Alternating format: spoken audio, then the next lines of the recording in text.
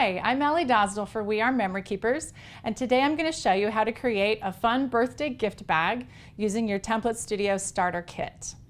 Now, there are other instructional videos you can find how to create gift bags, and it shows you how to use one piece of poster board to create your gift bag. But today I'm going to show you how to create a larger gift bag using two pieces of poster board. Now you can get your poster board at the grocery store or office supply stores or school supply stores, or you can also purchase some beautiful designer poster board from We Are Memory Keepers as well. And that just makes your projects look fantastic, so be sure to check that out. So if I look at my instruction booklet, we're going to make the 10 by 5 by 13 gift bag, and that tells me that I need to cut two pieces of poster board at 16 by 16.5 inches.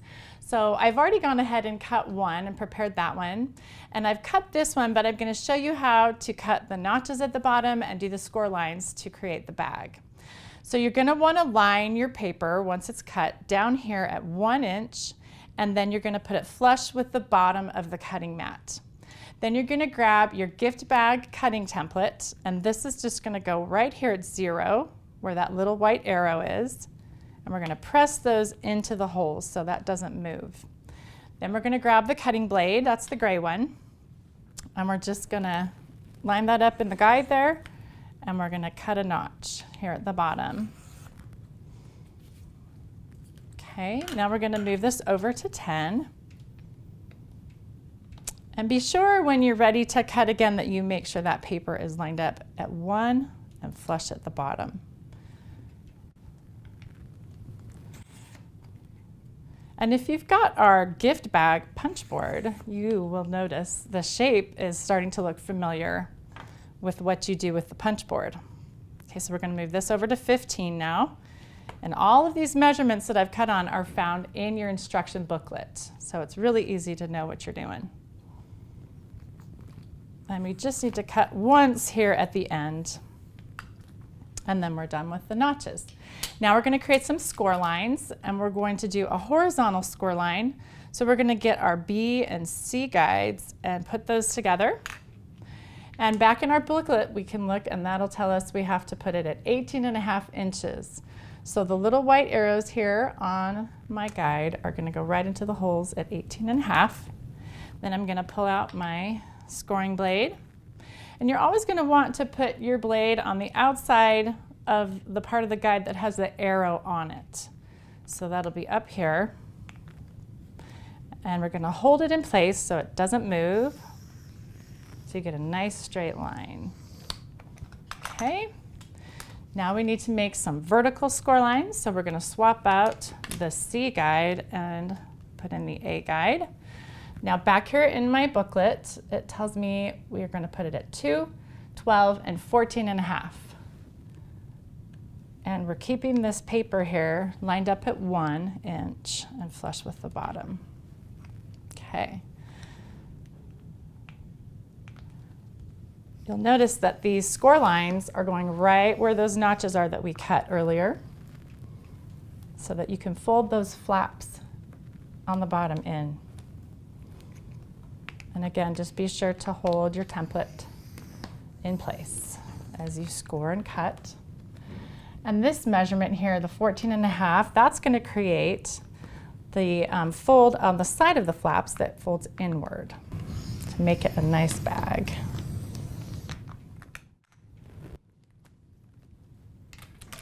Now we've got a little extra piece down here. We're just going to snip that at an angle. You can also snip the top here at an angle if you'd like to create a little tab, but I'm going to skip that step. That's optional. So we're ready to assemble the bag. We're going to fold the bottom flaps inward.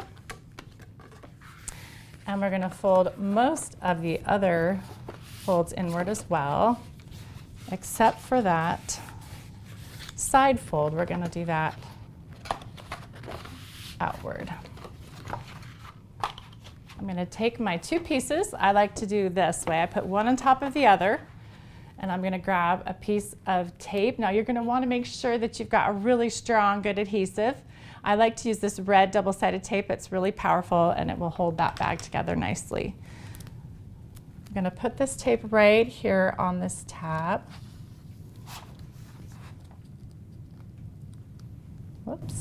There we go. And then I just pull this side on top of the other one and just line it up nicely. And smooth it out so it stays. Then we'll flip it right over and do the same thing on the other side.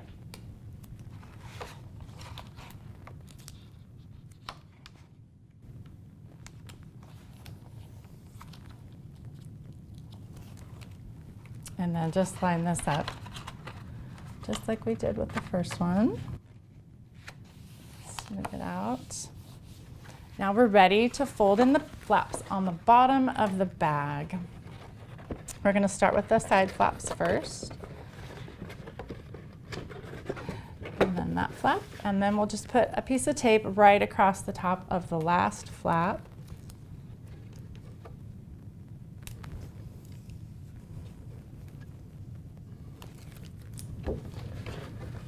And then we'll just kind of make sure everything's straight and even. And I like to flip my bag over and just press down on the inside to make sure that tape is really secure. There's your gift bag. That's the basic idea. What we're going to do is we're going to get a little decorative with this, and I'm going to show you how to add some eyelets to the holes just to add a little finishing touch. I like the way that looks. So I'm going to use my Crop-A-Dile. And there's a kind of a fun trick that you can use to make sure that these holes are nice and straight. Sometimes I like to get out my ruler and measure things carefully, but in this case, there's a really easy trick to this. So on your Crop-A-Dile, we're going to use the large hole. There's a little guide right here that goes up to 1 inch, so you can measure how far in you put your hole. I'm going to slide that guide right to 1/2 inch, so that it's 1/2 inch down from the top of my bag. Then I'm going to squeeze together my bag, and you can see here that fold starts to go in. I'm going to put my holes right next to that fold there and just line up the top of that guide at the top of the bag and punch. Same thing on the other side.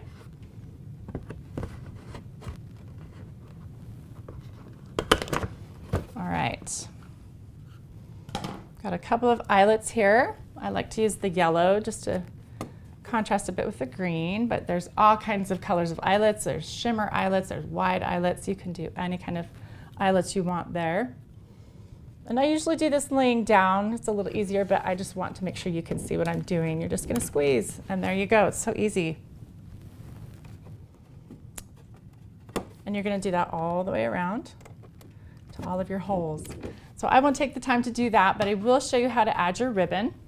Once you've got your eyelets in, you're just going to feed in an 18-inch length of ribbon. And this is 3/8 gross grain ribbon, but you can use whatever you'd like, twine or anything else. And I like to just tie a little knot at the end there, kind of loose, not too tight. And that's not going to come out. We'll do it again on the other side. You could also tie the ends together in the back there if you want, but that's how I like to do it.